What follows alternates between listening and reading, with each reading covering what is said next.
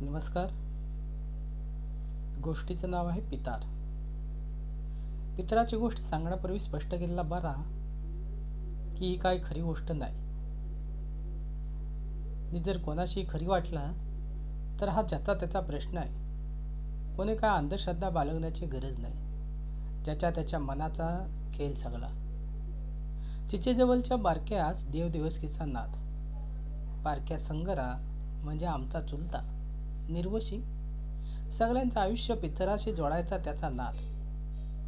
भरल्या घरास कुणाशी पटायचं नाही म्हणून त्यानं आपली वेगळी चूल मांडला. एकटाच करीनी खाय. ठरलेलं लग्न मोडला म्हणून परत काय लग्नास उभा नाही राहिला. बायको नाही, संसार नाही म्हणून सगळा गाव त्याच निर्वशा म्हणे. कोणाचं काय दुखला खुपला डॉक्टर करून पण बरा नाही वाटला तर हा गावातली माणसं त्याच्याकडे येत हे देवदिवसकीचा बघत. कोणाच्या नावाने इडा ठेव, घरी माशान भात खाऊ घाल, रात्रीचा उमरापाशी दिवा लाव, माठभर असला उपाय करून ता सगळी पित्रा शांत करी हे आलेला माणूस समाधानी होऊन घरी जाय. गावात महिन्या 2 महिन्यात कोणाची काहीतरी अडचणी यायचीच. कोणाचं काय दुखला खुपला, कोणाच्या पोरास बरा नाही, कोणाचा म्हातारा जाग्यावर बसला, कोणाचा बैल आजारी पडला आणि कोणाचा झाडास आंबा नाही आला. बारक्या सगळ्यावर उपायपूर्वी. आपल्या सगळ्यांच्या जन्माची जबाबदारी पितरांनी घेतल्याने हाय आणि पितार शांत झाल्याशिवाय कोणाचा भला होत नाही. बारक्याचा ठाम विश्वास. पितर म्हणजे पूर्वज जे कोण्या कारणात गेले आणि वर्षभरात कोणत्या ना कोणत्या कारणात आपल्या आत्मा बनून राहिले. वरीसपर्यंतर दुसऱ्या जन्मास पावले. पण जी पित्रा उपाशी राहिली किंवा ज्यांचा आत्मा शांत नाही केला गेला ती पित्रा भटकत राहतात आणि मग तडपडत राहिली की आपल्या कुटुंबास मोठ्यास किंवा लहानास पिडत बसतात. लय पीडा देतात पितरा. बारका ज्या काय गोष्टी सांग त्या पटल्याशिवाय माणसं राहत नाही. जाता खरा. दर अमावास्येक आणि पौर्णिमेक नारळ हा लागताच. नारळावर भागला नाही तर दही भात. काय पित्रास कवटा आणि कोंबडा आणि काय पित्रास दारवाची बुकिली. काय पण साली पित्रा. ज्या जशी ना तशी पित्राची मागणी. मला पण एकदा लय ताप ये लागला होता. मग सगळा करून करून थकल्यावर घरातली बारक्याकडे गेली. बारकेन पित्राची आठवण म्हणून सगळी कुलगत काढून मूल देवास नमस्कार करायला सांगितला. देवाची पूजा आणि सदोदित पित्राची आठवण म्हणून मी पित्रांच्या नावानं झाडा लावून त्याला पाणी घालायला काम करता. आमची पित्रा निर्मल म्हणून सगळा शांत. कोणाशी कशी असतील आणि कोणाची कशी देव जाणे. एकदा बारक्याकडं डोंगरातला सदाशिव मोरे आला. त्याचा दुखणा वेगळाच होता. खयच्या कामात सुरुवात केला की आडती आलीच समजायची. आडती आणि नडती त्याची 25च पुजलेली. त्याच्या पोराच्या वयाची 35 आली तरी लग्न का व्हाईत नव्हता. एरवी माझत राहणारा सदा मोऱ्या मानवाकीत बारकाच्या घराबाहेर घुटमलत होता. आम्ही 4-6 जण पान सुपारी खायत होता. मग जरा कुचकारल्यावर त्या सांगितल्या. आम्ही आपण पुढाकार घेऊन त्याला बारकाच्या समोर धरलेला. मोऱ्या मुंडे खाली घालून बसलेला. बारका आपल्या चोपडीसमोर पत्कल घालून बसला. देवाच्या समोर दिवा लावला, धूप धुपसवला आणि मग थोडा अंग धरल्यासारखा केला.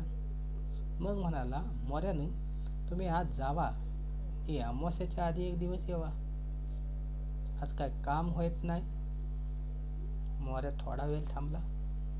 मग कामात आडती आली म्हणून सोबत तंबाखू रगडला आणि मग थोका टाकत आपल्या घराशी गेला.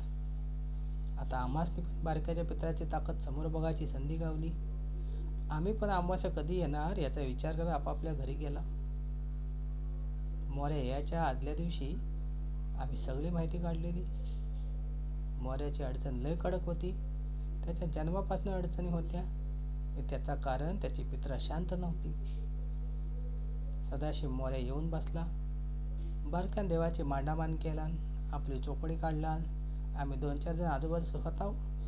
मोऱ्या आमच्यारी पाहायला लागला. त्या काय बोलला नाही. मग बारक्याच म्हणाला, असू देत, तुझ्या निमतान त्यांना पण देवाचा कलल. मग काय आम्ही पण बसला आणि बारक्या काय काय करतात त्या बघू लागला. बारक्यान 4 कवड्या काढला, दिवा पेटवला, धूप धूप समला, काहीतरी बडबडू लागला. कवड्या फेकला आणि मग अंग धरल्यासारखं केला. वल्ला लय घाण झाले. तुमच्या खानदानी चवासनी गेले, तिचीच पिढा आहे पाठीशी. सदा मोऱ्या नुसता मान डुलवी, सगळा खरा आणि खरा. त्याचा कडून युवासारखा झालेला तोंड बघून बारक्यान सांगितला की सगळा मागचा पुरा करावा लागल. सगळी पित्र नाराज आहेत, ती शांत झाल्याशिवाय काय खरा नाही. होता नव्हता तर सांगून बारक्यानं अंग सोडला आणि मग सगळे गपगार. त्या सगळा बघून आमच्या पोटात पण डचमळू लागला. आमच्या पित्रांनी पण कोप धरला तर काय. सध्या मोऱ्या खाली मान घालून सगळा ऐकत होता. त्याच्या आयुष्याचा माज बारकाच्या तोंडून पित्राने एका क्षणात उतरवला नाही. म्हणतात ना, ज्याच्या पाठीशी पित्रा त्याचा सगळा ताट, नाही तर ब्रह्मराक्षसी गाठ. बसलेली गाठ उसवायचा विचार करत बिचारा सदा घरी गेला. आम्ही मात्र बारकाच्या घरी थांबलो. सगळी माहिती देणारा बारक्याच मला देवाचा अवतार वाटू लागला. 4-6 महिन्यात मोऱ्याच्या पोराचं लग्न ठरला आणि झाला पण.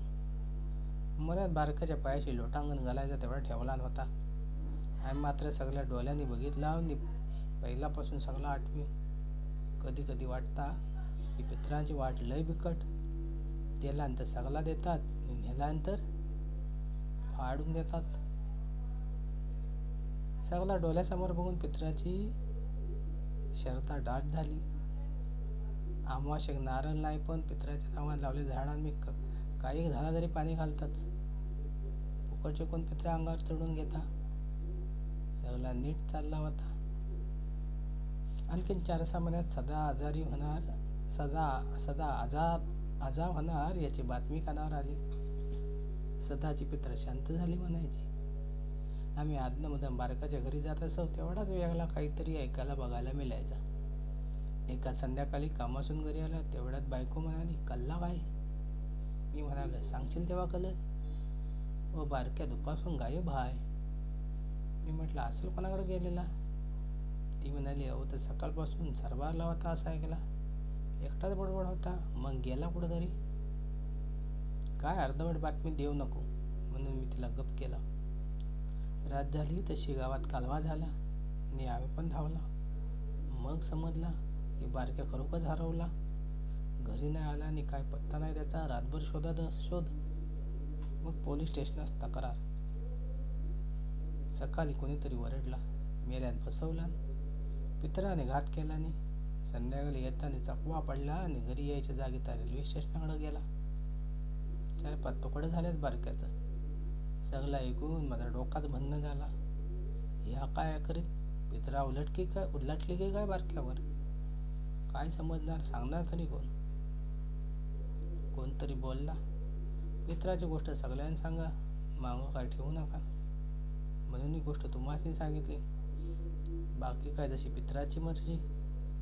पित्राची गोष्ट सांगण्यापूर्वी मी आधी स्पष्ट केलेला होता, ही काही खरी गोष्ट नाही. आणि जरा कोणाशी खरी वाटला तर आज आता त्याचा प्रश्न आहे. कोणी काय अंधश्रद्धा बाळगायची गरज नाही. ज्याचा त्याच्या मनाचा खेळ सगळा